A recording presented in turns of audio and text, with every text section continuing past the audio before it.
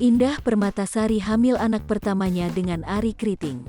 Kabar bahagia tengah menyelimuti pasangan aktris Indah Permatasari dan komika Arie Kriting. Arie mengumumkan bahwa Indah tengah hamil anak pertama saat jalan-jalan di Keraton Buton bersama sang istri. Indah menambahkan, usia kandungannya sudah 5 bulan. Perut Indah juga sudah tampak membuncit. Arie lalu meminta doa untuk kesehatan jabang bayinya dan sang istri. Arie dan Indah mengatakan, awal menikah mereka belum langsung mau punya anak karena Indah merasa masih terlalu muda. Mereka mengetahui kehamilan tersebut tepat pada hari ulang tahun pertama pernikahan mereka, tanggal 12 Januari tahun 2022.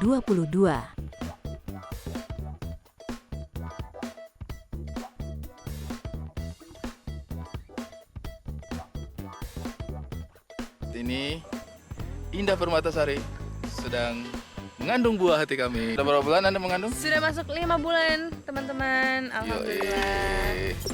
Jangan lupa subscribe, share, komen, dan like ya.